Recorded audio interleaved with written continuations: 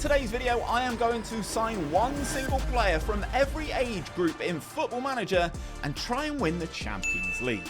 And after a wheel spin, we are starting with the 24-year-old age group. Now, there are so many good players in Football Manager that fit within this age bracket. You have the likes of Martin Odegaard, Victor Osimhen, and even Trent Alexander-Arnold. But considering we're picking players at the start of a save, we are going to raid PSG for Kylian Mbappe, who becomes our first player, but we do need to build a whole team that's actually capable of winning the Champions League. And if they can't, then I will be giving away one copy of FM25 to someone who is a subscriber to the channel and drops a comment down in that comment section. And we all know FM25's been delayed, so whenever that is, you'll get your copy of the game. I really get the feeling that you guys are going to be rooting against me in this video. You're goddamn right. But now we have to build the rest of the team, and this time the wheel gives us 40. There are only a limited number of players in the database at this age, but I think it's a good time to secure a backup goalkeeper, so we welcome in Pepe Reina. But now let's see what the next stage will be, and the wheel lands on 22, which is probably the best collection of talent available when the players are split by their ages. Now, there are so many players in this age bracket. We have Erling Haaland, William Saliba, Vinicius Jr., Alphonso Davies, and 𝘼𝙗𝙁 𝙪𝙩. However, we can only pick one player from every single age, so any of those players that I don't select right now will not be making it into our team. So if we select Vinny, there's no Erling Haaland. However, considering he is the most prolific striker in the game in my opinion, welcome to the club, Erling Haaland. Now, I'm sorry, Vinny, I know you're favourite for the Ballon d'Or this year, but unfortunately you didn't make the cut. This was a pretty tough decision. Let me know down in the comments who you would have picked, either Erling Haaland or Vinicius Jr. The next spin of the wheel gives us 17, and it's Wonder Kid Central here, as we could select Liverpool's Ben Doak, Spurs summer signing in real life Archie Gray, or even Manchester United's injured centre-back Lenny Yoro. But I've decided to go to PSG yet again, this time to select Warren Zaïre-Emery to give us some squad depth in midfield. Now, I don't think he's going to start a lot of games compared to the rest of this team, but we need depth to last a whole season whilst fighting in several different competitions.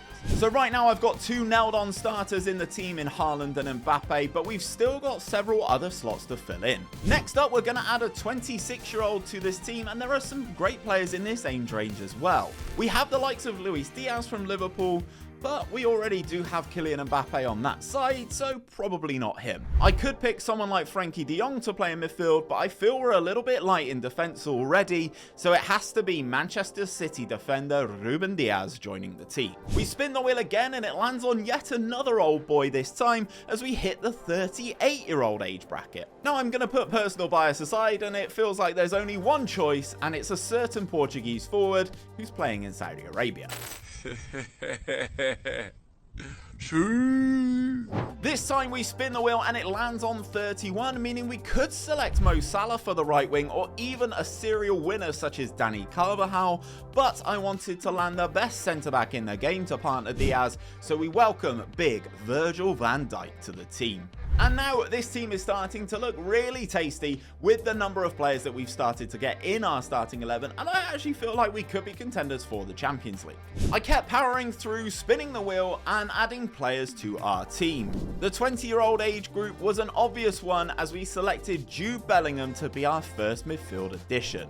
And that was followed up by the 30-year-old bracket, where I thought it was the right time to pick up a goalkeeper. I had to decide between Alisson and Jan Oblak, but I thought the Liverpool shot stopper was the best option here. Next off the wheel was 36, where I had the choice of Olivier Giroud or even Jamie Vardy, but this is where we announce my GOAT, Lionel Messi, as our latest arrival. As I said, this team is starting to look stacked, but I still have 15 players that I need to add to this squad. The wheel then landed on 18 for us, so it was back to the Wonder Kids, as I could have taken Kobbie Mainoo, Evan Ferguson, or even Gavi. But instead, I opted for one of my favourite Wonder Kids in the game, João Neves from Benfica. 25 was up next, and I felt like it was the perfect time to bring in our first fullback to the club, as we signed Theo Hernandez from AC Milan. And then the wheel landed on 33, so I thought I'd bring in some title winning experience on the other fullback position, landing Kyle Walker from Manchester City. Next was the youngest age on the wheel at 16, as I wanted a bit of positional versatility, so snagged 𝘼𝙗𝙁 from Barcelona, as he can play in a number of positions and won't be expecting a lot of minutes. Sticking with the teenagers, as the wheel landed on 19 again, and I called on versatility here as I snubbed the likes of 𝘼𝙗𝙁𝙩 𝙈𝙚 and Antonio Silva for Italian stallion 𝘼𝙗𝙤𝙪 𝙈𝙚, who can play as a defender but also step into midfield if we need him to. It was 27 off the wheel next, and it's time for a player in their prime, and I need a true anchor in this midfield, so we have to sign Rodri from Manchester City. The next number off the wheel was 37, and again there was only one player on my list here, as we signed former Ballon d'Or winner Luka Modric. Sticking with the oldies now, as it was 39 up next, and there was a real limit in terms of the player pool here, as we did have someone like defenders Dante and Jose Font. However, pace is probably going to be a problem for us at the back, so I opted against both of those options. So I felt like Andres Iniesta would add some more trophy winning experience to the team. The wheel then landed on 21, and this might prove to be a controversial take here, as I picked up Bukayo Saka. Now, I understand he's going to have to fight out with Lionel Messi for that right wing position, but Bukayo Saka can play in a number of different positions, even at fullback if we need him to, so I think he was the perfect pick for this challenge. 6 more ages to hit as we land on 34, which gives me the options of Marco Reus, Mats Hummels, or even someone like Seamus Coleman, but I felt like I needed another forward, so added this man. We have Robert Lewandowski. And it's back-to-back oldies as we land on the 35-year-old age group, meaning we add defensive reinforcements in the way of Benfica defender Nicolas Otamendi. Now, I could have taken someone like Karim Benzema here, but I need that squad depth in every single position if we are going to make a run all the way to the top of the Premier League, and more importantly, to that Champions League final. Next off the wheel is the 28-year-old age group, which is players in the peak of their powers, meaning we could add the likes of Bruno Fernandes or even Bernardo Silva, but for me, defensive versatility of Joshua Kimmich wins over. Onto the final 3 age groups as we land on 23, and this was an interesting pool, but I wanted yet another defender to add to the squad, so added Manchester United summer signing Matthias de Ligt.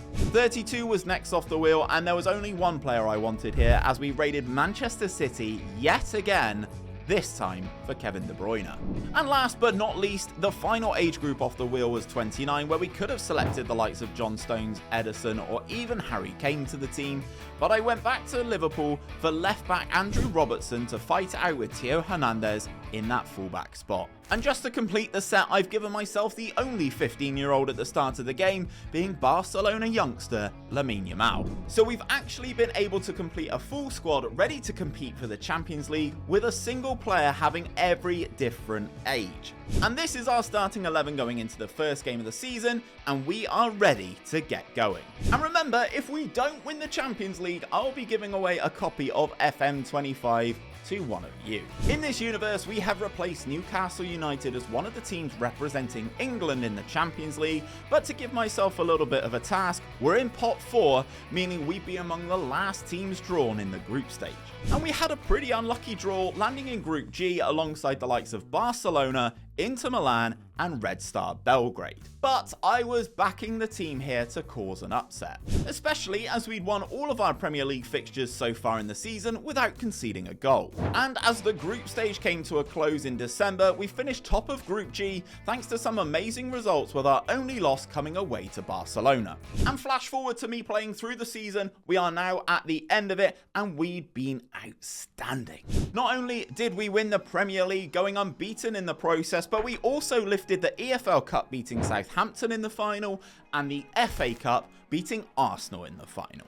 After qualifying top of our Champions League group, our pass through the knockout stages was pretty impressive, beating the likes of Benfica, Real Madrid and Barcelona to set up a Champions League final with Manchester City. We started the game superbly with a quick-fire double from Kylian Mbappe, who was out to secure his first ever Champions League trophy. But sadly, FM hates me, so he naturally got injured just before half-time, and we had to replace him with Bukayo Saka. In the second half, Manchester City struck back on the hour mark with Matheus Nunes seeing his deflected shot find a way past Alisson. However, in the 76th minute, Jude Bellingham cut inside the box, and his shot found its way to Lionel Messi, who fired past Ederson to make it 3-1. However, not to be outdone, Manchester City did come roaring back into the game in the 87th minute as Callum Doyle found some space inside the area and lashed the ball home. Then, just 120 seconds later, the game was level as Dani Olmo scored a superb solo goal,